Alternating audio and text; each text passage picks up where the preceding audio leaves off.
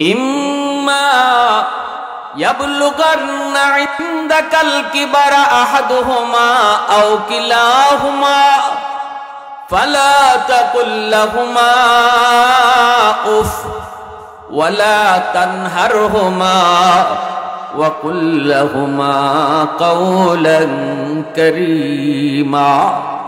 নরম নরম সুরে কথা বইল। আল্লাহ পাক রব্বুল আলামিন বলতেছে, বান্দা শুন।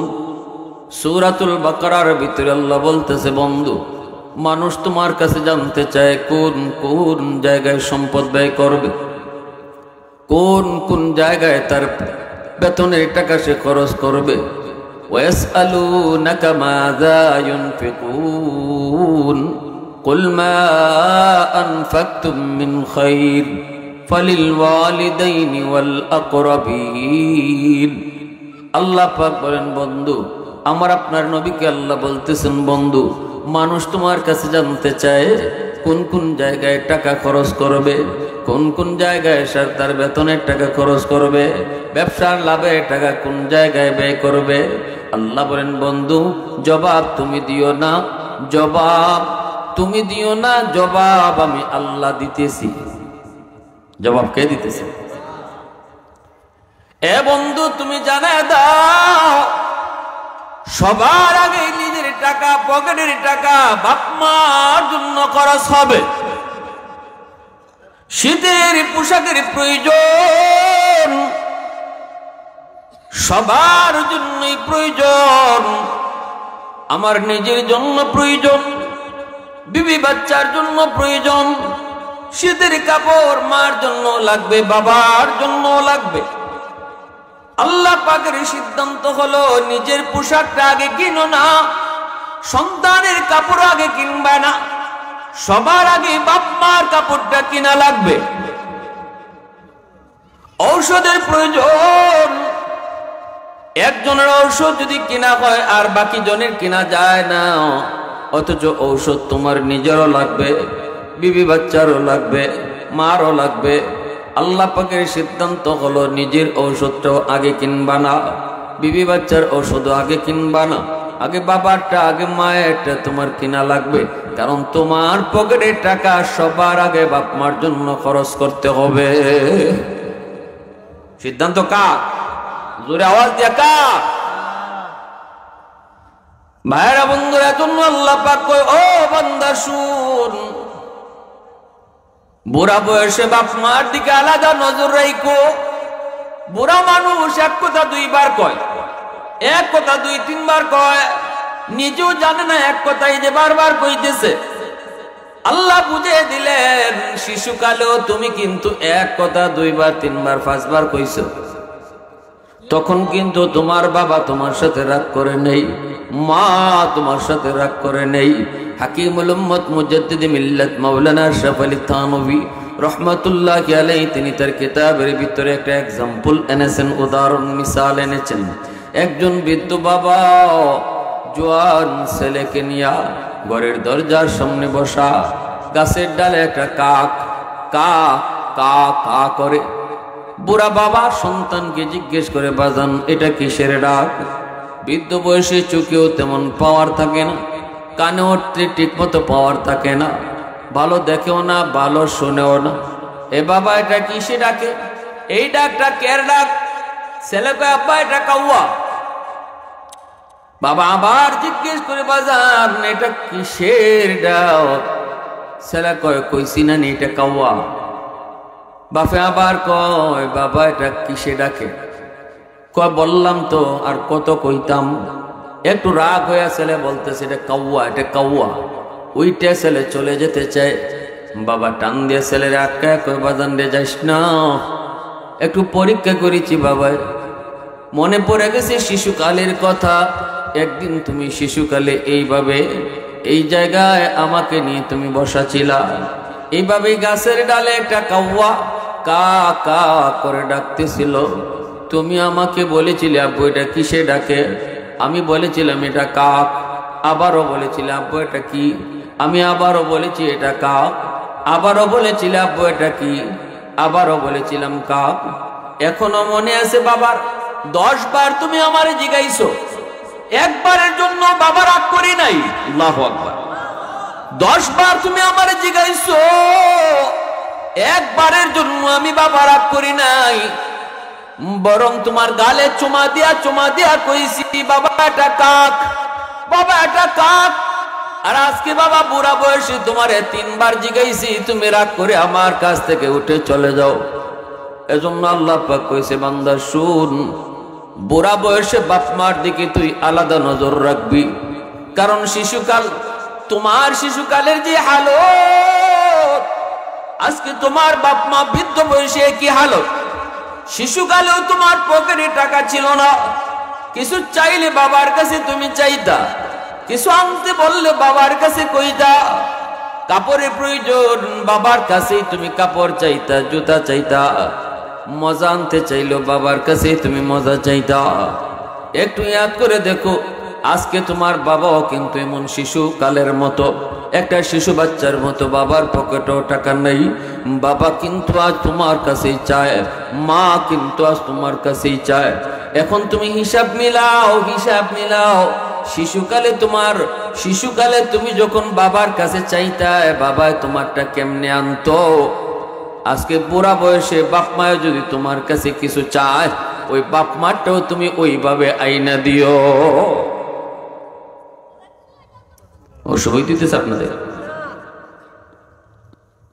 শিশুকালে তোমারে বাবায় ধমক দেয় না, যদি কইছে আব্বা মজাই না, বাবার পকেটের নাই টেকা, বাজার করার নাই টেকা, বাজার করলে টেকা থাকতো না, এরপরও যখন ছেলে কইছে আব্বা মজাই না, বাবা ধমক দেয়? এই কথা কয় খালি মজা আর মজা মজা, এই কথা কয় না, বরং বাজারে যায়, গিয়া টেকা দিয়া বাজার সদাই কইরা দেখে টেকা নাই। এখন ফুতের লাগি মজা নিব কি কইরা, জিল লাগি মজা নিব কি কইরা, তখন ওই বাবা বন্ধুর কাছ থেকে ধান লয়, ডাল লইয়া তুমি সন্তানের আবদার পুরা করে, ঠিক না নি? এই কথাটা আল্লাহ পাক বলেন, ইম্মা ইয়াবলুগান্না ইনদাকাল কিবারা আহাদুহুমা আও কিলাহুমা ফালা তাকুল লাহুমা উফ ওয়ালা তানহারহুমা ওয়া কুল লাহুমা কাওলান কারীমা।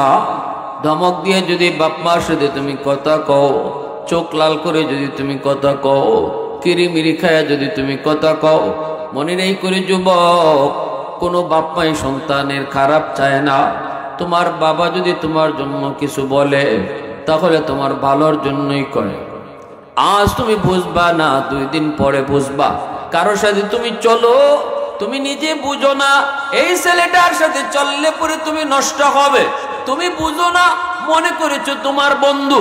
এজন্য আমাদের উস্তাদরা কইতেন, বন্ধুর খপ্পরে পড়ে বহু ভালো করে পোলা নষ্ট হয়। যেই বন্ধুর খপ্পরে পইরা ভালো করে সন্তান নষ্ট হয়, এই বন্ধু বন্ধু নয়, এটা বন্দুক। এটা বন্ধু না বন্ধু? জোরে বল, বন্ধু না বন্দুক? যে বন্ধু জুয়া খেলা শিখায়, এ বন্ধু না, এ বন্দুক। যে বন্ধু গাঞ্জা খাওয়া শিখায়, এ বন্ধু না, বন্দুক। সমাজে এমন বহু দেখি আমরা, এই ধরনের বন্ধু একজন আরেকজন খুন করে ফেলাইতে রাখে, ঠিক না নি? অন্যায় কাজ, হারাম কাজে একত্রে করে এমন বন্ধু একজন আরেকজনে কয়েকদিনের ভিতরেই খুনাখুনি হয়। চুরি ডাকাতি যারা করে, সুর বালা মানুষ এত মরে না, সুর আরেক সুরে এতই মরে, ডাকাইতে আরেক ডাকাইতের এতই মরে। এজন্য তোমার বাবা যদি আজকে তোমাকে কোনো কাজে আদেশ করে অথবা কারোর সাথে মিশতে নিষেধ করে, আজ তুমি বুঝতেছো না, তুমি মনে করতেছো আব্বা খালি আমারে না করে, আব্বা খালি আমারে বাধা দেয়, আব্বা খালি আমারে আটকায়। কিন্তু এই আটকানিটা, এই বাধা দেওয়াটা কতটুকু তোমার উপকার, এখন নয় তখন বুঝবা, ঠিক কিনা জোরে বলেন?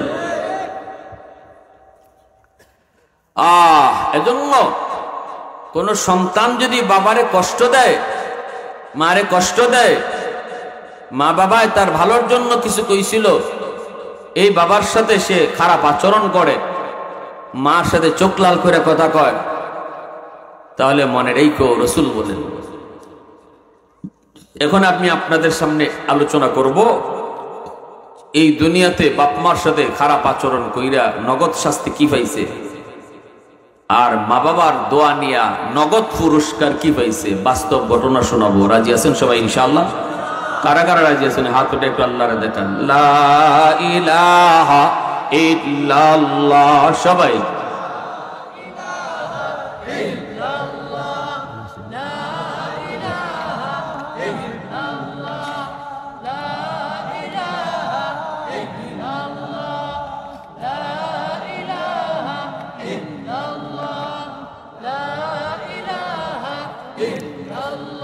সবাই সবাই লা ইলাহা ইল্লাল্লাহ।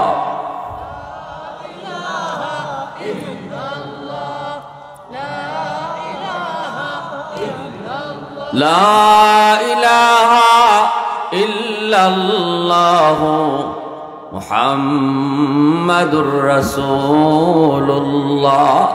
জোরে সুরে বলি সাল্লাল্লাহু আলাইহি ওয়াসাল্লাম। আল্লাহ পাক রব্বুল আলামিন তার বন্ধুকে ডাক দিয়া কয়, বন্ধু তুমি উম্মতকে জানায় দাও রাদার রাব্বি ফি রাদাল ওয়ালিদাইন ওয়া সাখাতুর রাব্বি ফি সাখাতিল ওয়ালিদাইন। আল্লাহ বলে বন্ধু তুমি বলো, রাসূল বলতেছেন যেই সন্তান তার বাপ মারে খুশি করবে আল্লাহ তার উপর খুশি, আর যেই সন্তান বাপ মারে কষ্ট দেয় আল্লাহ তার উপরে নারাজ। বাপ মা রাজি থাকলে আল্লাহ রাজি, বাপ মা নারাজ থাকলে আল্লাহ নারাজ। হাদিস শরীফে অন্যত্র রাসূল বলেন, সালাসাতুন দাওয়াতুম মুস্তাজাবাতুন লা শাক্কা ফীহি দাওয়াতুল মাজলুম ওয়া দাওয়াতুল মুসাফির ওয়া দাওয়াতুল ওয়ালিদ আলা ওয়ালাদিহি। প্রথম হাদিসটা কইলাম, বাপ মা খুশি থাকলে কে খুশি? আওয়াজ আসতে কেন, জোরে বলেন। বাপ মা যদি খুশি থাকে কে খুশি? বাপ মা যদি নারাজ থাকে কে নারাজ? দুনিয়ার সমস্ত মানুষকে তুমি যদি রাজি করো কোনো লাভ নাই, কোনো লাভ নাই। চেয়ারম্যানরে তুমি খুশি করেছো, মেম্বাররে তুমি খুশি করেছো, এলাকার মানুষকে তুমি খুশি করলা, সবার সাথে ভালো আচরণ, সবাই তোমারে ভালো কয়, সবাই তোমারে ভালো কয়। কিন্তু আল্লাহ রসুল কয়, মার সাথে বাবার সাথে যদি খারাপ আচরণ করো আর বাপ মা যদি তোমারে খারাপ কয়, আল্লাহ বলেন বন্ধু বলো তামাম দুনিয়ার সব মানুষ তারে ভালো কইল, বাপ মা যদি ভালো না কয় আমি আল্লাহ তারে ভালো কই না। বাপ মা যদি তারে খারাপ কয় আমি আল্লাহ তারে খারাপ জানি। আর যদি বাপ মা তারে ভালো কয় আমি আল্লাহ তারে ভালো কই, আমি আল্লাহ তারে। তিন ব্যক্তির দোয়া বদদোয়া সরাসরি কবুল, মজলুমের দোয়া বদদোয়া, মুসাফিরের দোয়া বদদোয়া, বাপ মার দোয়া বদদোয়া, এই তিন ব্যক্তির দোয়া বদদোয়া সরাসরি কবুল। বাপ মা দোয়া করলে দোয়া কবুল, বাপ মা যদি বদদোয়া দেয় বদদোয়া কবুল। বদদোয়া হাজার আব্দুল কাদের জিলানী যদি তোমার আমার ঘরে দাওয়াত করে খাওয়াও, এরপরও তোমার তাদের দোয়া কবুল হবে কি হবে না কোনো গ্যারান্টি নেই। আল্লাহ নবী কোনো গ্যারান্টি দেন নাই।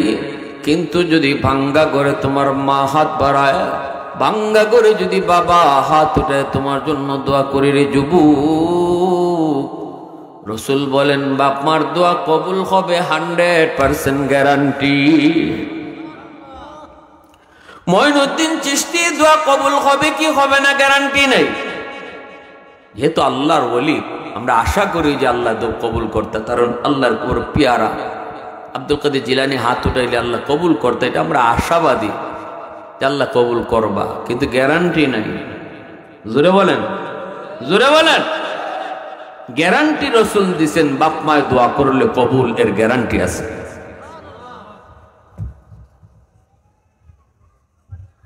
এজন্য মা বাবার দোয়া বদদোয়া সরাসরি কবুল হয়ে যায়। মুসা আলাইহিস সালাম একদিন আল্লাহরে বলে, আল্লাহ, মুসা আলাইহিস সালামের আম্মা যেদিন মারা গেছেন এদিন আল্লাহ কয়, মুসা এখন থেকে হুশে গুশে চলল। মুসা নবী নরম না গরম? জোরে কই, নরম না গরম? খুব বেশি গরম। ওই মুসা নবী যেদিন আম্মা মারা গেছেন এদিন আল্লাহ বলে, মুসা এখন থেকে সাবধানে ফাও দিও। আগে মা ছিল, মার দোয়াও আসিল, এখন মা নাই, সাবধানে কদম দিও। মুসা আলাইহিস সালাম আল্লাহর, আল্লাহ জান্নাতে আমার বন্ধু কি হবে একটু দেখতে মন চায়। আল্লাহ বললেন, বাজারে গিয়া দেখো অমুক কসাই, ওই কসাই হলো তোমার জান্নাতে বন্ধু, জান্নাতে বন্ধু। মুসা নবী বলেন, মালিক একটা কসাই কেমনে বন্ধু হয়? আল্লাহ বলেন, হ বন্ধু তোমার কসাই। কোন আমলের কারণে? মুসা নবী জিজ্ঞেস করলে আল্লাহ বলে, মুসারে আমি কইমু না, তুমি দয়া তার আমল বাইর করো। সুবহানাল্লাহ। মুসা নবী নিজের পরিচয় না দিয়া লোকটার কাছে যায় বললেন, আমি আপনার বাড়িতে মেহমান হতে চাই। লোকটা কয়, চলেন চলেন। এইবার বাড়িতে নিয়ে আসলো। মুসা নবীর উদ্দেশ্য হলো গভীর রাতে সে কি আমল করে, আল্লাহর কদমে কেমনে কান্দে তিনি দেখবেন। কিন্তু মুসা নবী দেখেন সারাদিন ব্যবসা কইরা, দোকানদারি কইরা, বিকাল বেলা যখন বাড়িতে আসলো, বিবি রুম আগে ঢুকলো না, সন্তানের কাছেও আগে গেল না। মা যেই রুমটাতে শুয়ে রয়েছে ওই মার রুমে যায় আগে ঢুকলো। মা বিছানায় পড়ে রয়েছে গো, বৃদ্ধা মা কবুতরের বাচ্চার মতো হয়ে গেছে। সন্তান মাকে কোলে নিয়া নিজের হাতে যে খাবার নিয়ে আসছে ওই খাবারটা মারে তুলায় তুলায় খাওয়াইতেছে। মুসা নবী দেখতেছেন তার ছোট দুইটা বাচ্চা পায়ে পইরা কান্না শুরু করে দিছে। কই, বাবা সারাদিন কিছুই খাই নাই গো বাবা, পেটের ক্ষুধা আর সইতে পারি না, আব্বু আমাদেরকে খানা দেন। কিন্তু বাবাই বলতেছে, বাজান রে একটু অপেক্ষা করো, আগে তোমার দাদুরে খানা খাওয়ায় নেই। মুসা নবী বলতেছেন, বাইরে সন্তান রে তুই আগে খাওয়াইলি না, নিজের মা রে তুই আগে খাওয়াইলি, এই আমলটা তুই কতদিন যাবত করো? কসাই কয়, ভাই আজকে 40 বছর যাবত আমি এই আমল করি। আর একটু আস্তে কোন সুবহানাল্লাহ।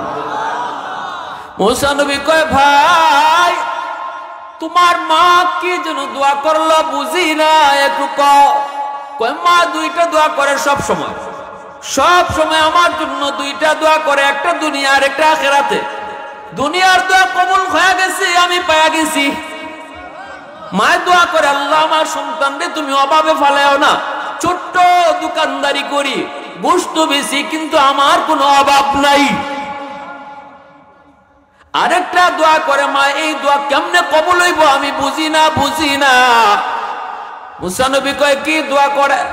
কয়, মা দোয়া করে, আল্লাহ জান্নাতে আমার সন্তানরে তুমি মুসা নবীর বন্ধু বানায় দিও। পৃথিবীতে মায়ের মতো আপন কেউ হবে না, পৃথিবীতে মায়ের মতো আপন কেউ হবে না। তোমরা কোনদিনও মায়েরই মনেতে কষ্ট দিও না, তোমরা কোনদিনও মায়েরই মনেতে কষ্ট দিও না। কত পাপী এমন আছে মাকে কষ্ট দেয়, মায়ের মনে কষ্ট দিয়ে অভিশাপ নেয়। মায়ের মনে কষ্ট দিলে খোদা যে সহে না, মায়ের মনে কষ্ট দিলে খোদা যে সহে না। তোমরা কোনদিনও মায়েরই মনেতে কষ্ট দিও না, তোমরা কোনদিনও বাবারই মনেতে কষ্ট দিও না। মুসা নবী কয়, ভাই আমার বুকে আয়, আয় আমার বুকে আয়। তোমার মার দ্বিতীয় দোয়াটা আল্লাহ কবুল করে নিছে। আমি হলাম বনি ইসরাইলের পয়গম্বর মুসা কালিমুল্লাহ। আমি আল্লাহরে জিজ্ঞেস করেছিলাম, মালিক জান্নাতে বন্ধু আমার কে হবে? আল্লাহ তোমার ঠিকানায় আমারে পাঠায় দিছে। আমি আল্লাহর কাছে জানতে চেয়েছিলাম কোন আমলের কারণে। আল্লাহ কয় নিজে যায় বের করো। আমি মুসাফির হয়েছি, মেহমান হয়েছি তোমার আমলটা জানার জন্য। পায়া গেছি সে আমলটা হলো তোমার মার দোয়া। ইমাম বুখারী হইছেন মার দোয়া, ইমাম মুসলিম হইছেন মার দোয়া, আব্দুল্লাহ ইবনে মুবারক ওলি হইছেন মার দোয়া, মঈনুদ্দিন চিশতি ওলি হইছেন মার দোয়া, আব্দুল কাদের জিলানী ওলি হইছেন বাপ মার দোয়ায়। এজন্যই তো মঈনুদ্দিন চিশতি ৯০,০০০ হিন্দু যেদিন কালেমা পড়ে মুসলমান হয়েছিল শুধু ওনার চেহারা দেইকা, মা মঈনুদ্দিন চিশতির চেহারা দেইকা ৯০,০০০ হিন্দু কালেমা পড়ে মুসলমান হয়েছে। চিশতির মা বলেছিল, বাবা এটা তোমার বাহাদুরি নয়, এটা তোমার বাহাদুরি নয়, এই বাহাদুরিটা হলো আমি মার। কারণ আমি মা তোমাকে কোনোদিন ওযু ছাড়া দুধ খাওয়াই নাই, ওযু ছাড়া আমি মা তোমারে কোনোদিন দুধ খাওয়াই নেই। আমার চোখের পানি তোমার এত দূর পর্যন্ত পৌঁছাইছে। এজন্য রে যুবক, নবীজি বলেন বাপ মার দোয়া বেশি বেশি নেও। বাপ মার দোয়ার উসিলায় সন্তান আল্লাহর ওলি হয়। বাইজিদ বুস্তামি ওলি হইছে মার দোয়ায়। ছোট্ট বাইজিদ পানি নিয়ে দাঁড়ায় রয়েছে সারা রাত, মা কুলে নিয়ে আল্লাহ আমার বাইজিদ ছোট মানুষ, এরপরও মার এতটা সুখ এতটা আরামের চিন্তা করলো। বদলা দেওয়ার ক্ষমতা আমি মার কাছে নাই, তোমার কাছে আছে। আমি মা হাত বাড়ায় দিছি, আমার বাইজিদকে শুধু ওলি বানাইলে আমি মা খুশি না, আমার বাইজিদকে জগতের ওলিদের সরদার বানায় দাও। সাথে সাথে আল্লাহ পাক দোয়া কবুল করে নিছে। বাইজিদ বুস্তামি জগতের ওলিদের সরদার হয়ে গেছে।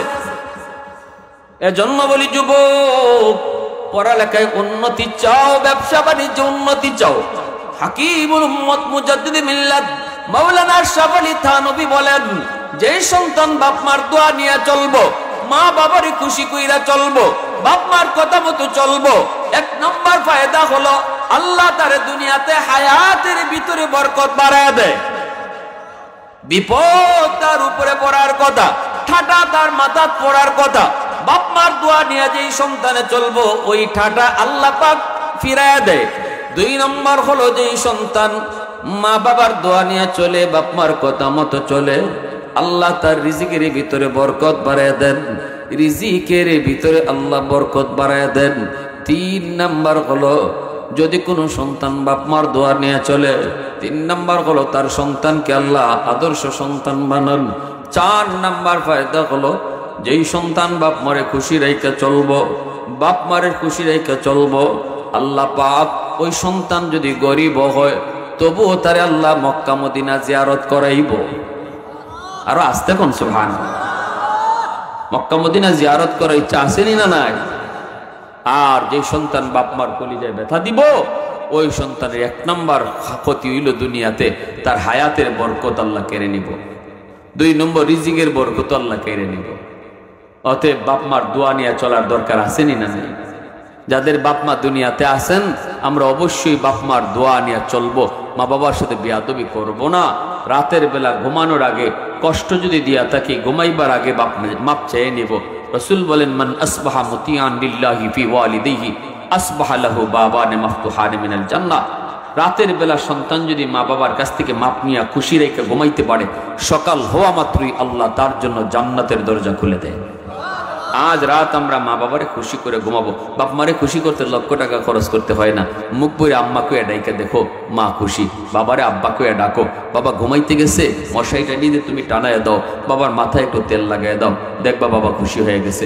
আল্লাহ বলে, বন্ধু তুমি জানায় দাও তার তোমার উম্মত রে, সে বাবারে খুশি করে নাই, বাপরে খুশি করে আমি আল্লাহরে খুশি করে দিয়েছি, মারে খুশি করে আমি আল্লাহরে খুশি করে নিয়েছি। আল্লাহ আমাদের সবাইকে কথাগুলো বুঝার এবং সে অনুযায়ী আমল করার তৌফিক আল্লাহ দান করুন। পরিশেষে এই সংগঠন হিজবুল্লাহ, এই হিজবুল্লাহ সংগঠনকে আল্লাহ পাক কিয়ামত পর্যন্ত কবুল করেন। এই সংগঠনকে এলাকার জন্য হেদায়েতের উসিলা বানান। এই এলাকার যত মুর্দেগান কবরে শায়িত মা বাবা দাদা দাদি প্রত্যেকের কবরকে এই মাহফিলের উসিলায় আল্লাহ জান্নাতের বাগান বানায় দেন।